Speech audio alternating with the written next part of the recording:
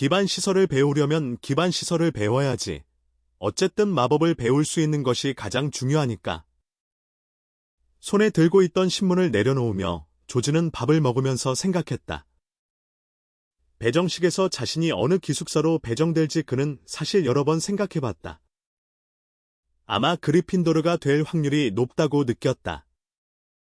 그리핀도르는 용기를 중요시하는데 그는 자신이 매우 용감하다고 생각했다. 어제 막 분신을 차지하자마자 계획을 세워 성공적으로 늙은 마법사 한 명을 소탕했으니 말이다. 이는 그의 대담함과 결단력을 보여주는 증거라고 할 수 있었다. 좋은 아침이야, 도라. 아니지. 이제 내 새 이름인 조즈라고 불러야겠네. 작은 상점 문이 활짝 열리고 젊고 활기 넘치는 마녀 한 명이 성큼성큼 걸어 들어왔다.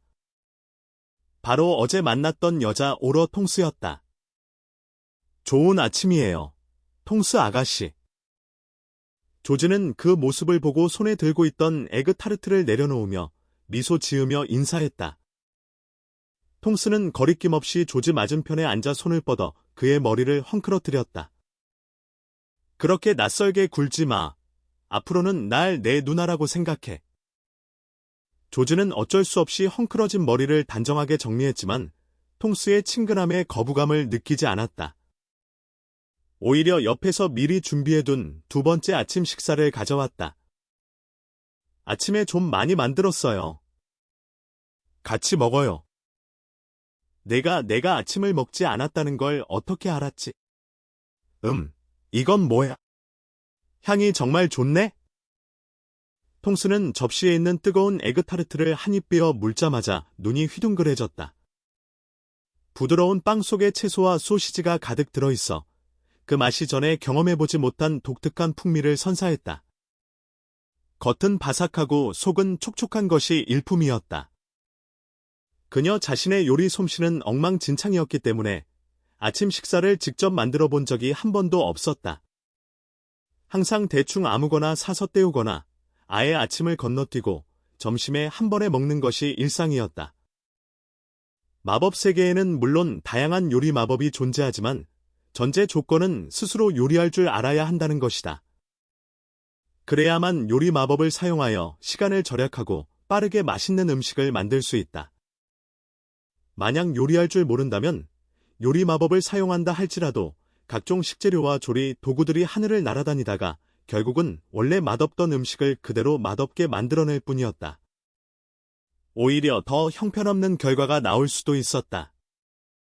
이것은 각종 가사 마법과 같은 이치였다. 가사를 잘 아는 사람만이 가사 마법을 잘 활용할 수 있는 법이었다. 이건 에그 타르트라고 해요. 달걀과 밀가루로 만들고 안에는 피망체와 당근체가 들어있어요.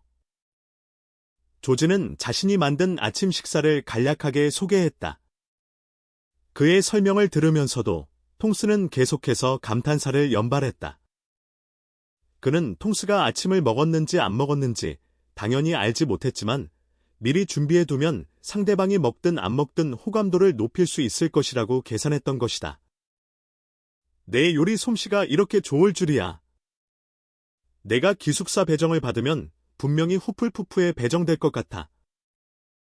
조즈의 설명을 완전히 이해하지 못했지만 통스는 엄지손가락을 치켜 세웠다. 그리고 그 말에 조즈는 잠시 멈칫했다. 설마 정말로 후플푸프에 가는 건 아니겠지. 그는 이내 고개를 저었다. 사실 후플푸프에 간다고 해도 크게 상관은 없었다. 개인적으로는 그리핀도르를 선호했지만 사실 어느 기숙사에 배정되든 장단점이 있다고 생각했다. 중요한 것은 그곳에서 무엇을 배우고 어떻게 성장하느냐였다. 다만 그는 여전히 후플푸프에 갈 가능성은 상대적으로 적다고 느꼈다. 후플푸프 출신 마법사 중에는 졸업 후 요식업계에 진출하는 이들이 적지 않았지만 그들의 상징은 요리를 잘하는 것이 아니라 정직하고 충성스럽고 성실하며 어려움을 두려워하지 않는 품성이었다. 요식업계에 진출하는 것은 아마 그들의 기숙사가 부엌과 비교적 가까워서 자연스럽게 영향을 받았을 가능성이 높다고 그는 생각했다. 그리고 그 몇 가지 품성 중 마지막 것을 제외하고는 자신과는 별로 관련이 없는 것 같았다. 아침 식사를 마친 후 통스의 안내에 따라 조지는 각종 유산 상속 절차를 밟기 시작했다. 그들이 가장 먼저 가야 할 곳은 바로 명성이 자자한 마법부였다. 내 팔을 꽉 잡아. 잠시 동안 좀 불편할 수도 있지만 잠깐만 참으면 금방 괜찮아질 거야. 통스는 조지의 손을 자신의 팔에 얹게 한 후 먼저 조심스럽게 설명하고는 주문을 외우기 시작했다. 순간이동 마법. 아주 작은 폭발음이 울리고 통스와 조지 두 사람은 눈 깜짝할 사이에 그 자리에서 사라졌다. 녹턴 엘리는 마법부와 거리가 멀지 않았기 때문에 그녀는 조지를 데리고 직접 순간이동 마법을 사용하여 갈 수 있었다. 플루 가루를 낭비할 필요가 없었다. 어쩐지 모든 마법사들이 순간이동 마법을 좋아하지 않는 이유를 알겠네? 조지는 자신이 눈 깜짝할 사이에 칠흑 같은 어둠 속으로 들어갔다가 사방에서 공기가 조여오는 압박감을 느꼈다. 그 압박감은 그가 거의 숨을 쉴 수 없을 정도로 강렬했다.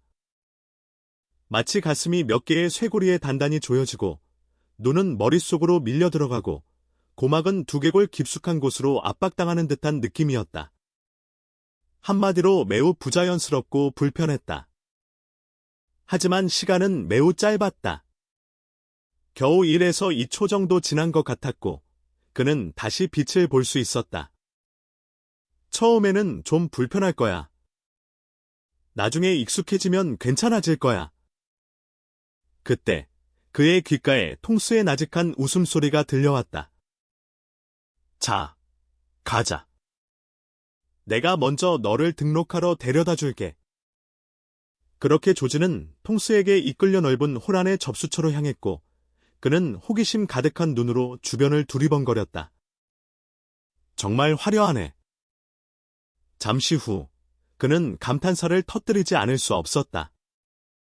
바닥은 눈부시게 빛나고 사람의 그림자를 비추는 짙은 색의 윤기 나는 목재 바닥이었고 공작색 푸른색 천장에는 반짝이는 황금빛 상징들이 박혀 있었다. 이 상징들은 끊임없이 움직이고 변하며 마치 거대한 공중 게시판처럼 보였다. 양쪽 벽에는 금박을 입힌 벽난로가 수없이 많았고 다양한 의상을 입은 마법사들이 그 벽난로를 통해 들락거렸다. 홀 한가운데에는 마법 분수가 있었는데 분수 안에는 5개의 조각상이 있었다.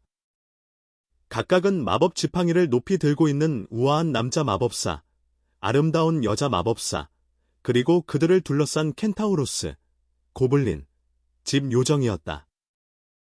켄타우로스, 고블린, 집 요정들은 남자 마법사와 여자 마법사를 한없이 숭배하는 눈빛으로 바라보고 있었는데 마치 어떤 특별한 의미를 담고 있는 듯했다. 물론 이것이 중요한 점은 아니었다. 중요한 것은 사람보다 2~3배는 더 커 보이는 이 5조각상이 순금으로 제작되었다는 사실이었다. 이는 마법부의 엄청난 부와 과시욕을 여실히 보여주고 있었다. 예언자 일보. 신사숙녀 여러분, 예언자 일보 한 부 받으세요. 분수 옆에는 예언자 일보를 파는 마법사가 신문을 팔고 있었다. 정오 12시. 무려 4시간을 보낸 후 조지는 마침내 모든 유산 상속 절차를 완료하고 다시 통스에게 이끌려 순간이동 마법으로 상점으로 돌아왔다. 겉만 번지르르한 깡통들이군. 어쩐지 볼드모트에게 그렇게 쉽게 와해될 만도 하네. 이것은 마법부에 대한 조지의 신랄한 평가였다. 마법부는 겉으로 보기에는 매우 웅장하고 화려했지만 실제로는 내부에서 일하는 마법사들은 극도로 게으르고 업무 효율이 매우 낮았으며 게다가 엄청나게 부패해 있었다. 겉으로 보이는 화려함과는 달리 속은 골마 터져가는 조직이었다. 만약 통스가 자신을 데리고 다니지 않았다면 그는 모든 유산 상속 절차를 완료하는데 상당한 어려움이 있었을 것이라고 느꼈다. 복잡한 절차와 느린 일 처리에 지쳐 포기했을지도 모르는 일이었다. 하지만 그렇다고 해서 얻은 것이 전혀 없는 것은 아니었다. 적어도 그는 마법부에서 흥미로운 것들을 많이 배웠다. 연금술로 마법 능력을 부여받은 다양한 마법 물품들, 그리고 사무 편의를 위해 개발된 매우 흥미로운 소형 마법들 등등. 확실히 견문을 넓힌 경험이었다. 이는 또한 그에게 해리포터 세계의 마법이 대규모 파괴적인 성질을 지닌 마법은 적고 대부분 기능적인 마법이지만 그렇다고 해서 반드시 약한 것은 아니라는 것을 깨닫게 해주었다. 오히려 기능적인 마법들이 일상생활에 깊숙이 스며들어 있었기에 그들의 마법 문명은 더욱 견고하고 실용적이었다. 심지어 다른 면에서는 더욱 위험하고 섬뜩할 수도 있었다. 왜냐하면 많은 마법들이 매우 유심적이라 단순히 외부적인 파괴력만으로는 평가할 수 없기 때문이었다. 외부의 힘으로만 모든 것을 판단하려 한다면 마법 세계의 진정한 위험성과 깊이를 놓치게 될 수도 있었다.